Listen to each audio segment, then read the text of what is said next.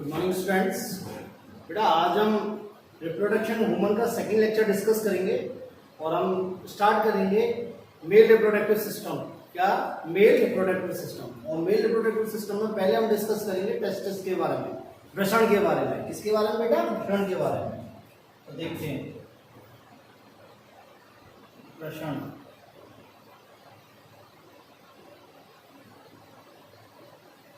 Testis या testis, वृषण।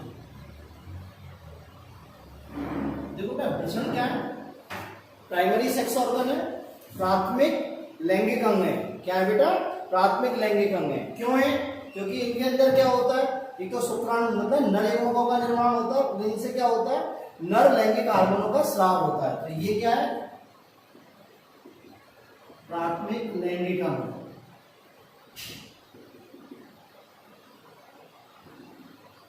क्या बेटा? प्राथमिक लैंगिक अंग। ठीक है, क्यों?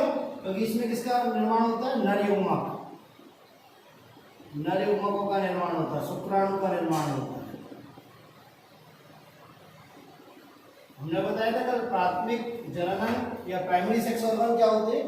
जिनके अंदर युग्मकों का निर्माण होता है और क्या सेक्स हार्मोन स्रावित होते हैं। ठीक है, और क्या स्रावित होता है इससे? नर सेक्स हार्मोन, जो क्या है बेटा? टेस्टोस्टेरोन। क्या बेटा? टेस्टोस्टेरोन। बात समझी? इसलिए ना क्या बोलते हैं? प्राथमिक लैंगिक अंग। दूसरा क्या है? संख्या में कितने होते हैं ये? एक जोड़ी। संख्या में कितने होते हैं? एक जोड़ी। ठीक है बेटा। उत्पत्ति में कैसे होते हैं ये? मीजोडर्मल। उत्पत्ति में कैसे है बेटा? मीजोडर्मल। कैसे होते हैं? पिंक कलर के होते हैं, गुलाबी रंग के होते हैं, अंडाकार होते हैं। आकार में कैसे होते हैं ये? अंडाकार। ठीक है। वजन में कितने होते हैं ये? 15 से 20 ग्राम के होते हैं। कितने होते हैं बेटा?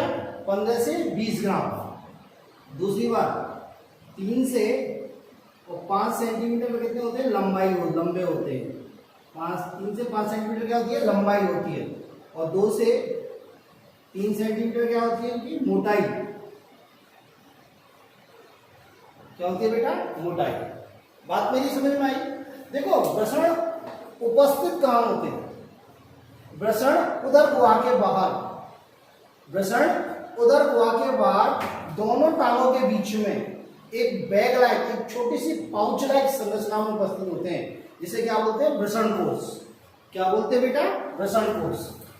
तो कहाँ उपस्थित होते हैं ये?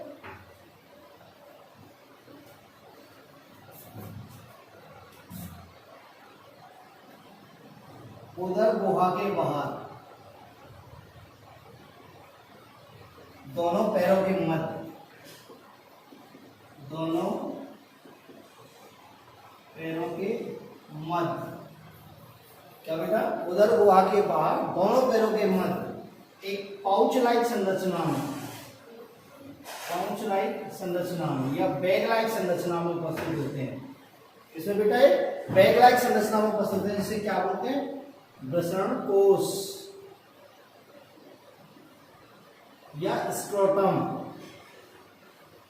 क्या बेटा? स्क्रोटम। मेरी बात समझ में आई? देखो संरचना देखते हैं।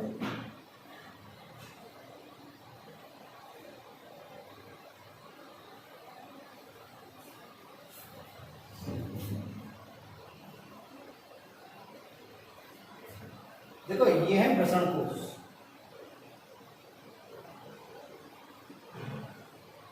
ठीक है। अब वृषण कोश में उपस्थित क्यों होते हैं? उसका कारण क्या है भाई? वृषण कोश में उपस्थित क्यों होते हैं? क्योंकि बेटा ये वृषण कोश का तापमान होता है ना, वृषण कोश का तापमान शरीर के तापमान से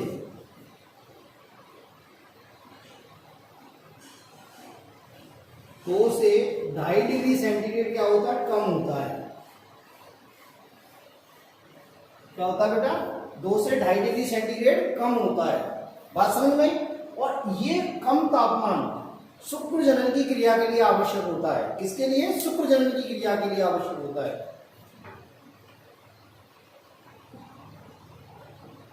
ये तापमान क्या है, शुक्रजनन की क्रिया के लिए, प्रक्रिया के लिए आवश्यक है।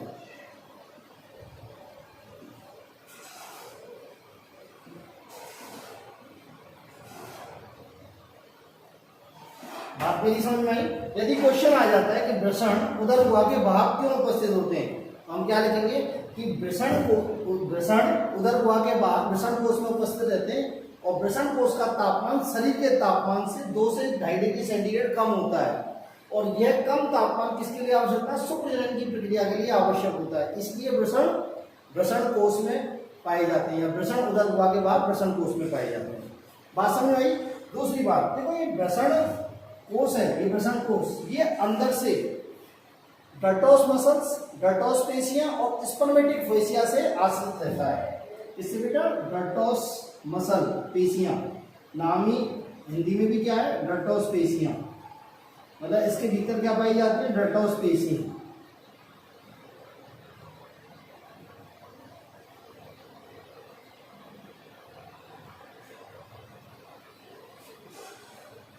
ये हो गई डर्टोस पेशी, डर्टोस पेशी।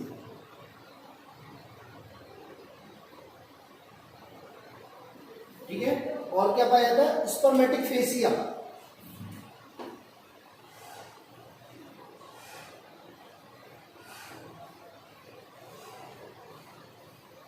इसको क्या बोलते हैं बेटा, स्पर्मेटिक फेसिया।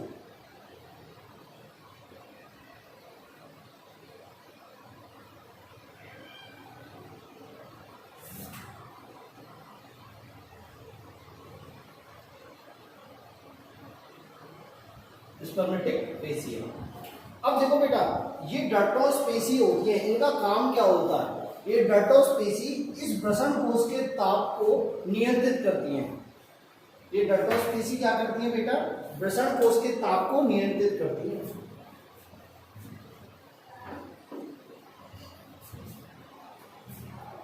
ये क्या करती है, वृषण कोश के ताप को नियंत्रित करती है।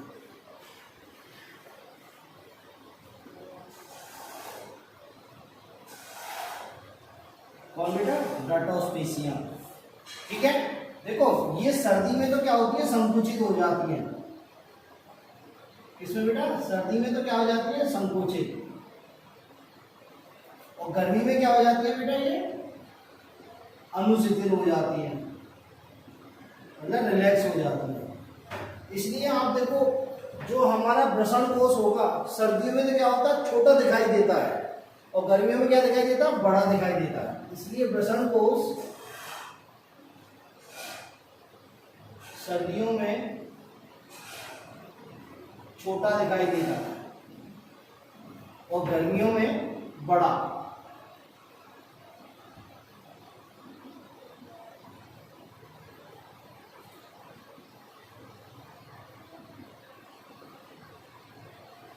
मेरी बात समझ में आई? दोबारा सुन लो, ये जो वृषण कोश है, ये अंदर से क्या होता है, डर्टोस पेशी और स्पर्मेटिक फेसिया से आश्रित रहता है। इसकी कवरिंग पाई जाती है इसके चारों।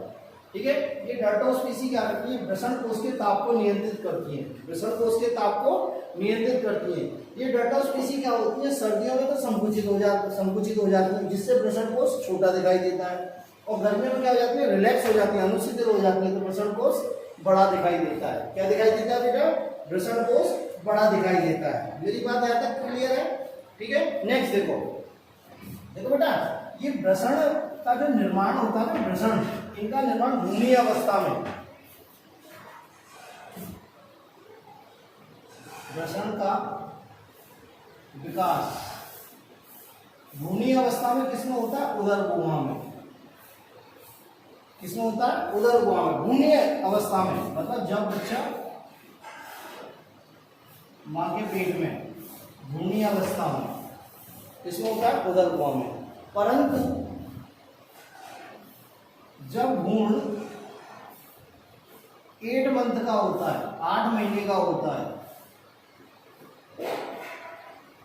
क्या बोलता है, जब भ्रूण 8 महीने का होता है, तो ये वृषण उदर गुहा से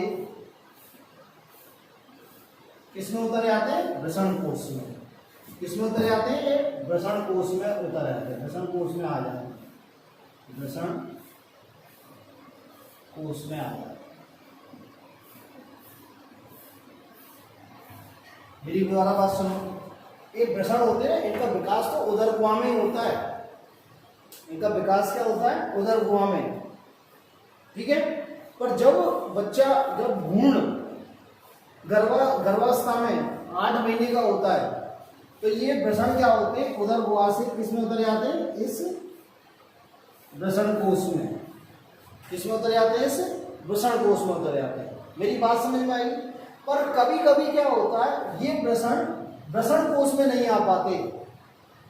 देखो एक चीज और सुनो, कुछ बुक्स में क्या दे रखा है कि वृषण का विकास उदर गुहा में होता है, और जस्ट जन्म के ठीक पहले कहीं दे रखा है 8 महीने का जब भ्रूण होता है तब वृषण उदर गुहा से वृषण कोश में आते हैं, और कहीं में दे रखा है कि जन्म से ठीक पहले ये वृषण का उदर गुहा से वृषण कोश में आ जाते हैं, वृषण उदर गुहा से वृषण कोश में आ जाते हैं, पर एग्जैक्टली 8 मंथ में ही आते हैं, ठीक है। बात मेरी सही। पर कभी कभी क्या होता है, ये वृषण उदर गुहा से वृषण कोश में नहीं आ पाते, कभी कभी ये वृषण उदर गुहा से वृषण कोश में नहीं आ पाते, तो इस कंडीशन को क्या बोलते हैं? छिपे हुए वृषण या क्रिप्टोऑर्किडिज्म।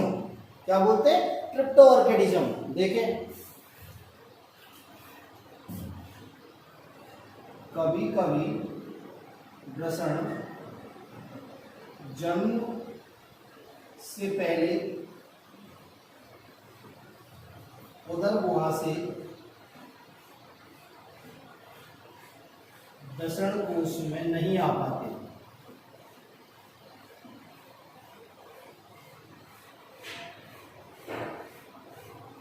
तो इस कंडीशन क्या बोलेंगे? छिपे हुए वृषण, हिडन टेस्टिस। क्या बोलेंगे? छिपे हुए वृषण। और या क्या बोलेंगे? क्रिप्टोऑर्किडिज्म। क्या बोलेंगे बेटा? Cryptorchidism, crypto ऑर्किडिज्म।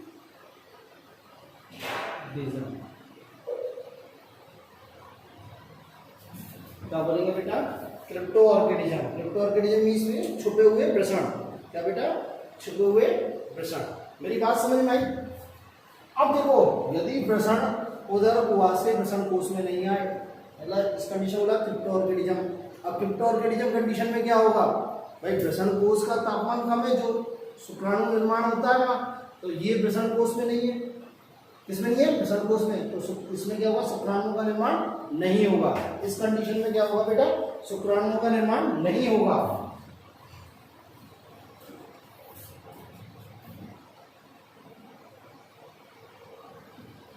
शुक्राणु का निर्माण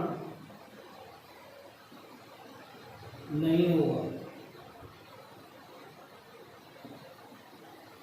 दूसरा, वृषण का पूर्ण विकास नहीं होगा। वृषण का पूर्ण विकास नहीं होगा।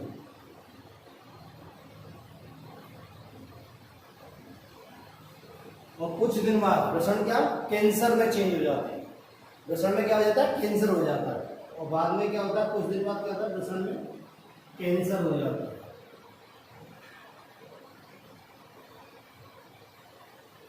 वृषण में कैंसर हो जाता है।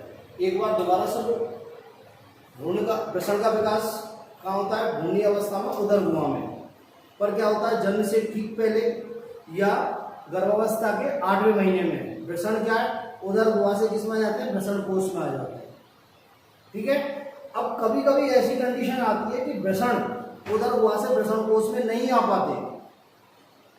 इस कंडीशन में क्या बोलते हैं? छुपे हुए वृषण या क्रिप्टोऑर्किडिज्म।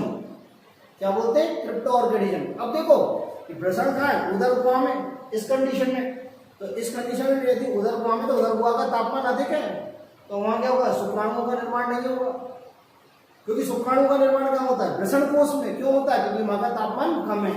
दूसरा, वृषण का पूर्ण विकास नहीं होगा, और वृषण क्या? कैंसर में चेंज हो जाएंगे। क्या हो जाएंगे बेटा? कैंसर में चेंज हो जाएंगे। मेरी बात यहाँ तक क्लियर होनी चाहिए, ठीक है। नेक्स्ट देखो, ये जो वृषण कोश है ना बेटा, वृषण कोश, ये वृषण कोश, ये वृषण कोश क्या होता है, उदर गुहा से जुड़ा रहता है। ये वृषण कोश किससे, उदर गुहा से जुड़ा रहता है, एक मार्ग के द्वारा जुड़ा रहता है, जिसे क्या बोलते हैं, इग्वाइनल कैनाल। क्या बोलते हैं बेटा, इग्वाइनल कैनाल।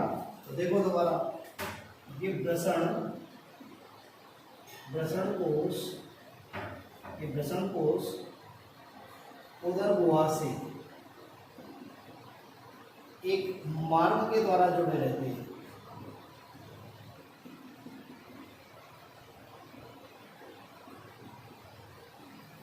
और उस मार्ग को क्या बोलते हैं, इग्वाइनल कैनाल।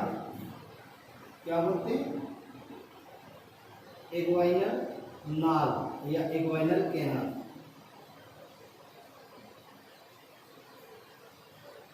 क्या बेटा, इग्वाइनल कैनाल इस प्रकार होती है।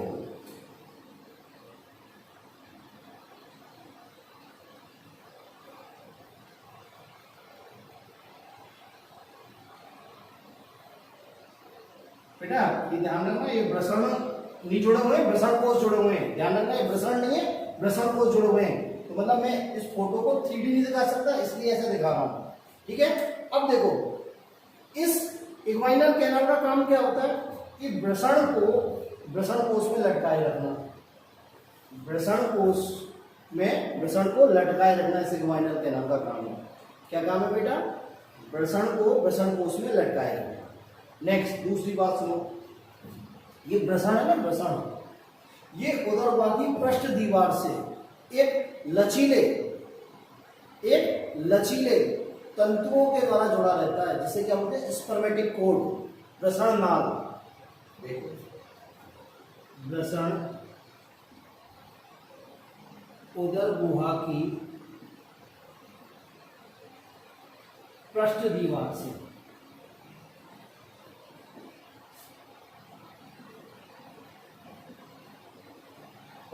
से लचीले एवं सॉफ्ट तंतुओं द्वारा जुड़ा रहता है, तंतुओं द्वारा जुड़ा रहता है। उन्हें क्या बोलते हैं, स्पर्मेटिक कोड। क्या बेटा, स्पर्मेटिक कोड, स्पर्मेटिक नाल या वृषण नाल बोलो से। क्या बोलते हैं बेटा से, वृषण नाल। मेरी बात समझ में आई, दोबारा सुनो। वृषण कोश उदर गुहा से किसके द्वारा जुड़े रहते हैं, वृषण कोश उदर गुहा से किसके द्वारा जुड़े रहते हैं, इग्वाइनल कैनाल के द्वारा। किसके द्वारा, इग्वाइनल कैनाल के द्वारा। और वृषण उदर गुहा से किससे जुड़े रहते हैं, स्पर्मेटिक कोड के थ्रू। किसके थ्रू, स्पर्मेटिक कोड। देखो ना, ये स्पर्मेटिक कोड है ना, स्पर्मेटिक कोड, ये किसमें होकर निकलता है, इस इग्वाइनल कैनाल में होकर निकलता है, इस इग्वाइनल कैनाल में होकर निकलता है। देखो, ये स्पर्मेटिक कोड है, समझने की कोशिश करना। ये है स्पर्मेटिक कोड। तो यहां पे लिख देते हैं, ये तो क्या है, इग्वाइनल कैनाल। ये तो क्या है, इग्वाइनल कैनाल, इग्वाइनल कैनाल। और ये क्या है, स्पर्मेटिक कोड। अब देखो बेटा, इस स्पर्मेटिक कोड का काम क्या होता है। इस स्पर्मेटिक कोड में से क्या क्या अंदर बाहर होता है। इस स्पर्मेटिक कोड से क्या है, शुक्रवाहिनी, क्या, शुक्रवाहिनी, जनन सेनाएं, जनन वाहिनी, तंत्रिकाएं और लिम्फेट्स, क्या, लसिका वाहिनी अंदर बाहर होती है। ये किसके मार्ग की तरह काम करता है, एक तो शुक्र वाहिनियों के लिए, एक तंत्रिकाओं के लिए, एक लसिका वाहिनियों के लिए, एक सिराओं के लिए और एक धमनियों के लिए। इसमें से क्या निकलती है, ये सारी चीजें निकलती है। मेरी बात समझ में आ गई, थोड़ा ट्रिकली है।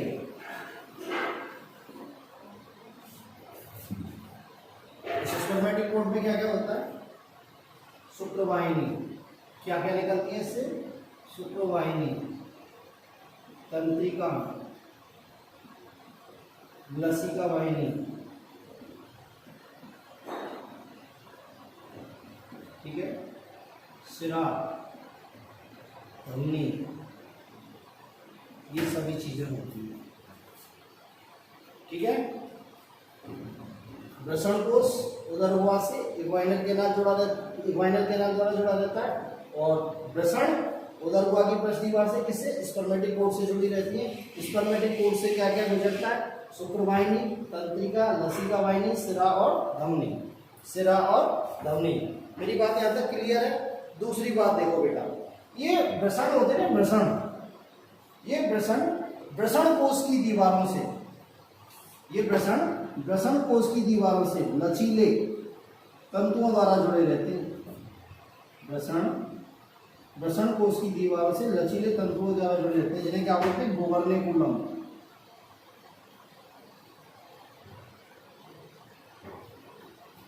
क्या बोलते हैं बेटा इनको, गोबर्नेकुलम कहते हैं।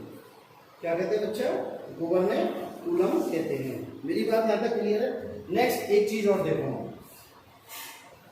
देखो, ये जो स्पर्मेटिक, ये सॉरी वृषण कोश होता है ना, वृषण कोश, इसकी जो त्वचा जो होती है, ये क्या होती है, एक तो क्या होती है, इसमें ब्लैक कलर की होती है, मतलब इसमें क्या होता है, मेलानिन पिगमेंट अधिक होते हैं। क्या होते हैं, मेलानिन पिगमेंट अधिक होते हैं, और इस पर क्या पाए जाते हैं, बाल पाए जाते हैं।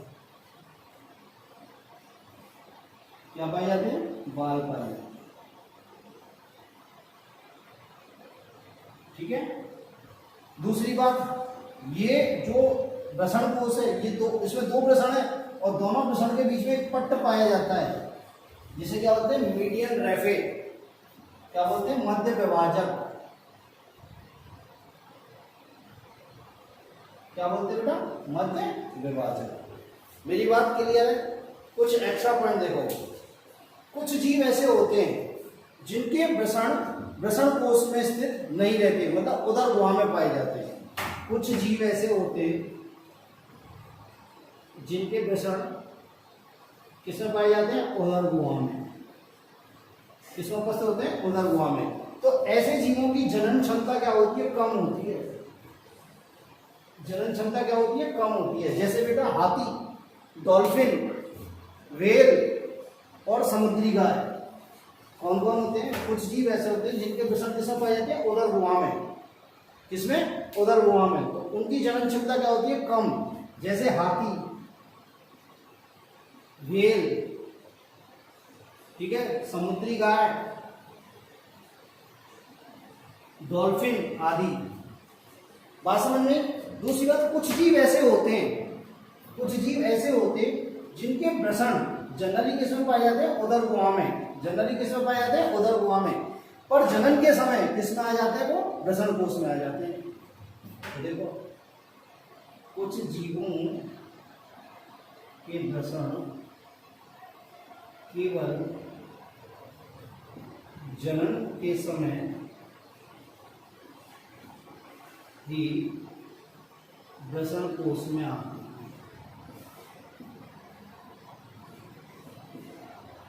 बाकी वो कहाँ रहते हैं, उदर गुहा में। जैसे देखो आप, रैट, रैबिट, कैट, बैट, कौन कौन से था, चूहा, खरगोश, बिल्ली, चमगादड़, गिलहरी। बात मेरी क्लियर है। तो ये हुआ आपका वृषण की बाह्य संरचना। क्या हुई बेटा, वृषण की बाह्य संरचना। ठीक है, मैं एक बार इसे कंक्लूड कर देता हूँ। वृषण उदर गुहा से बाहर वृषण कोश में पाए जाते हैं, क्योंकि वृषण कोश का तापमान उदर गुहा के तापमान से 2 से 2.5 डिग्री सेंटीग्रेड कम होता है, जो कि शुक्रजनन की प्रक्रिया के लिए अति आवश्यक होता है। ठीक है, वृषण कोश अंदर से किसके द्वारा आश्रित रहता है, ड्रटोस्पेसी और स्पर्मेटिक फेसिया। ड्रटोस्पेसी क्या करती है, इसके तापमान को कंट्रोल करती है, इसके तापमान को नियंत्रित करती है वृषण कोशी को। सर्दी में क्या होती है, संकुचित हो जाती है, इसलिए वृषण कोश छोटा दिखता है। गर्मी में ये शिथिल हो जाती है, या सॉरी रिलैक्स हो जाती है, इसलिए ये क्या दिखता है, बड़ा दिखता है। बात मेरी समझ में आई। वृषण का जो निर्माण होता है भ्रूणीय अवस्था में, वो उदर गुहा में ही होता है, पर जन्म से ठीक पहले या भ्रूणीय अवस्था के 8वें महीना में ये क्या करते हैं, उदर गुहा से किस में आ जाते हैं, वृषण कोश में आ जाते हैं। और किसके द्वारा आते हैं, इग्वाइनल कैनाल के द्वारा। ये और बता दूं, किसके वाई थ्रू आते हैं, इग्वाइनल कैनाल के वाई थ्रू आते हैं। तो इक्वाइनल कैनाल का काम क्या हो गया कि इन वृषणों को वृषण कोश में लटकाए रखना। दूसरी बात सुनो, कभी कभी ये वृषण कोश में नहीं आ पाते, तो इस कंडीशन को कहते हैं क्रिप्टोऑर्किडिज्म। क्या बोलते हैं? क्रिप्टोऑर्किडिज्म। जब क्रिप्टोऑर्किडिज्म की कंडीशन होगी तो जो आदमी जिस आदमी में हो रही है उसमें क्या होगी, शुक्राणुओं का निर्माण नहीं होगा, वृषण का पूर्णतः डेवलपमेंट नहीं होगा, और उसमें क्या हो जाएगी, वृषणों में कैंसर हो जाएगी, वृषणों में कैंसर हो जाएगी। दूसरी बात देखो, ये वृषण कोश उदर गुहा से, वृषण कोश उदर गुहा से एक नाल से 10 संरचना से जुड़े रहते हैं, इसे क्या बोलते हैं? इक्वाइनल कैनाल। क्या बोलते हैं? इक्वाइनल कैनाल। दूसरी बात, वृषण उदर गुहा की पृष्ठ दीवार से, वृषण उदर गुहा की पृष्ठ दीवार से लचीले, क्या लचीले तंतुओं द्वारा जुड़े रहते हैं, इसे क्या बोलते हैं? स्पर्मेटिक कोड या वृषण नाल। और इस स्पर्मेटिक कोड के चारों क्या पाई जाती है? इक्वाइनल कैनाल। या हम कह सकते हैं कि इस इक्वाइनल के अंदर क्या होता है? Spermatic code. बात समझ में आई? इस स्पर्मेटिक कोड से क्या क्या हो जाता है? एक तो शुक्र वाहिनी, वासा डिफेंस, रक्त वाहिनी मतलब सिरा और धमनी, तंत्रिकाएं और लसिका वाहिनी गुजरती है। बात समझ आई? नीचे देखो, वृषण कोश की दीवार से, वृषण कोश की दीवार से लचीले तंतुओं द्वारा जुड़े रहते हैं, जिन्हें क्या बोलते हैं? गोवर्निकुलम। क्या बोलते हैं? गोवर्निकुलम। दूसरी बात है, कुछ जीव ऐसे होते हैं जिनके वृषण उदर गुहा में ही पाए जाते हैं। अब जब वृषण उदर गुहा में पाए जाते हैं उनकी जनन क्षमता क्या होती है? बहुत कम होती है, जैसे हाथी, व्हेल, डॉल्फिन, समुद्री गाय। कुछ जीव ऐसे होते हैं जिनके वृषण केवल जनन के समय ही वृषण कोश में आते हैं, बाकी वो किसमें रहते हैं? उदर गुहा में। किसमें रहते हैं बेटा? उदर गुहा में। जैसे चूहा, खरगोश, बिल्ली और चमगादड़, ठीक है। नेक्स्ट आती है वृषण की आंतरिक संरचना। वृषण की आंतरिक संरचना वो हम कल डिस्कस करेंगे, ठीक है बेटा। Thank you.